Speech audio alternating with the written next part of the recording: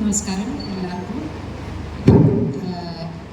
First of all, the script that attracted me the most. It's a beautiful story. It's a sincere, loving story. Secondly, on the sets, the sincerity which every single actor brought to the set, that is very special. Everybody was there. Everybody was there not for the, I don't think, for the commercial success of their careers or the commercial success of the film. We came because the story was good and because everybody wanted to do that character sincerely. So Dinakvanda, and then of course the music and the photography by Santosh Sharma, just unbelievable. So all these factors make you want to be part of that unit and want you to do that film. Also the story is special because at our age getting the role of a Nayaka is not normal, but it was enjoyable, it was daring, it is a good social comment on elderly people being put into old age homes and the freedom you want from that home also. Even in that home, though there were many friends, this character, my character, wanted the freedom to make her own choices. ചെറിയ സിനിമയെ പ്രോത്സാഹിപ്പിക്കാനെത്തിക്കുന്ന വലിയ ഒരു മാധ്യമക്കൂട്ടം ഒരുപാട് സന്തോഷം. കാര്യം നിങ്ങളിലൂടെയാണ് നാളെ പ്രേക്ഷകരിലേക്ക് ഈ സിനിമ എത്തുന്നത്.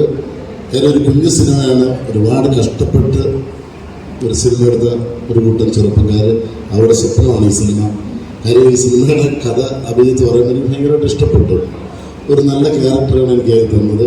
ഈ സിനിമ എനിക്ക് ഭയങ്കര ടെൻഷനായിരുന്നു. കാര്യം ഈ സിനിമയിൽ എനിക്ക് 16 ദിവസമോ 13 ദിവസമോ ഷൂട്ടുണ്ടായിരുന്നു.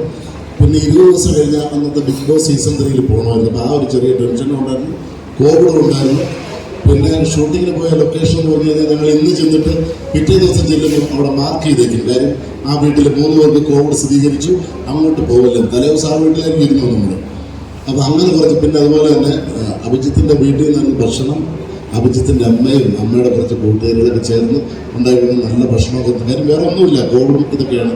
നല്ല ഭക്ഷണം കഴിച്ചു. പിന്നെ ടെൻഷനില്ലാത്തൊരു ലൊക്കേഷൻ, പറയുന്നത് പോലെ നമുക്കൊരു ടെൻഷനില്ല. കാര്യം അങ്ങനെയാണ് നമ്മളോട് പറയുന്നത് അഭിനയിക്കുന്നത്. അതുകൊണ്ട് ടെൻഷനില്ലാതെ അഭിനയിച്ചു. അപ്പോൾ അഭിജിത്ത് വിചാരിച്ചതുപോലെ ചെയ്യാൻ പറ്റി എന്നാണ് വലിയ ഭാഗ്യം. അപ്പം ജയരാജേട്ടൻ, ലീല മേഡം, ഒത്തിരി പേര്, ഒരുപാട് ആർട്ടിസ്റ്റുകളുണ്ടെങ്കിൽ പോലും എന്ത് പറയുക, കുറേ കൂട്ടുകാർ, അഭിജിത്തിൻ്റെ കുറേ കൂട്ടുകാരാണ് പ്രൊഡക്ഷൻ നോക്കിയതും പിന്നെ വണ്ടി ഓടിച്ചതും എല്ലാം കൂട്ടുകാരാണ്. അതുകൊണ്ട് നമുക്കൊരു ടെൻഷനോ അങ്ങനെയൊന്നുമില്ല. ഒരു ചെറിയൊരു ക്രൂവിൽ ചെയ്തൊരു സിനിമ. അപ്പോൾ കാര്യം എന്താ പറയുക, ഞാനൊരു മകനാണ്.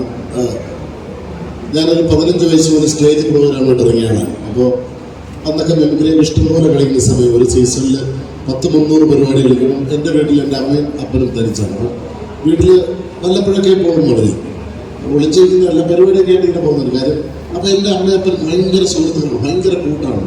ഇപ്പോഴും അവർ ഒരുമിച്ചാണ് ഓട്ടോയിൽ പോകുന്നത്. രണ്ടുപേരും വേർപിരിക്കുന്നത് ഞാൻ കണ്ടിട്ടില്ല. ഈ ഡിസംബർ 2-ാം തീയതി എൻ്റെ അമ്മ മരിച്ചു.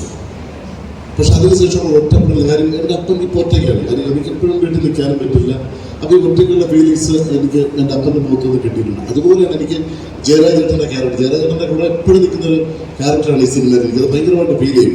എപ്പോഴും എനിക്ക് എൻ്റെ അപ്പനെ കാണുമ്പോൾ ജയരാജേട്ടൻ്റെ ഓർമ്മവരും നിങ്ങളെ സിനിമ കാണുമ്പോൾ എന്തെങ്കിലും എൻ്റെ അപ്പൻ്റെ ഫോട്ടോ ആണ് മനസ്സിലാവും. എനിക്ക് ഭയങ്കരമായിട്ട് ഫീൽ ചെയ്യും.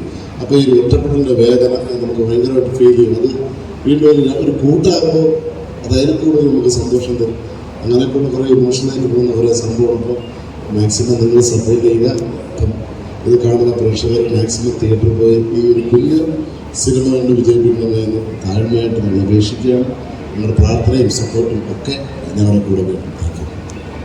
ആ ഡയലോഗ് ഞാനാണ് പറഞ്ഞത്. പക്ഷെ അത് സ്ക്രിപ്റ്റിൽ എഴുതിയത് സ്ക്രിപ്റ്റ് ഏറ്റവും അവരത് എഴുതുമ്പോൾ ഞാനിത് പറയുന്നു. പിന്നെ വൈകിട്ട് പോയിട്ടില്ല, തന്നെയാണ് സമയം എന്നാണ് എനിക്ക് തോന്നുന്നത്. ഇതൊക്കെ തന്നെയാണ് സമയം, ലൈഫിലെ നല്ലൊരു പ്രായം വരെ ചെറിയ കഥാപാത്രങ്ങളുണ്ടെന്നാലും ഈ ഒരു പ്രായത്തിൽ നായകനായിട്ട് വരുമ്പോൾ അങ്ങനെ ചെറുതായി ചെയ്തത് കൊണ്ടാണ് എനിക്കിപ്പോൾ നായകവേഷം ചെയ്യാൻ പറ്റിയെന്നാണ്. എന്ന് പറഞ്ഞാൽ നമ്മൾ പണ്ടൊരു പറയാറുണ്ട്, ഒരു കല്ല് അടിച്ച് പൊട്ടിക്കുമ്പോൾ 10 പ്രാവശ്യം അടിച്ചിട്ടുണ്ടെങ്കിലും ഈ 10 അടിയും അത് പൊട്ടാൻ വേണ്ടിയിട്ടാണ് അവസാനത്തെ അടിയിൽ അല്ലാതെ പൊട്ടുന്നത് എന്ന് പറയുന്ന ഇത്രയും ചെറിയ വേഷങ്ങൾ ചെയ്തുകൊണ്ടാണ് പിന്നെ എനിക്ക് ആ വേഷം തരാൻ വരെ ഇതായതും അത് ചെയ്തും പ്രതിഫലിക്കാൻ പറ്റിയതെന്നാണ് എനിക്കത് പറഞ്ഞത്.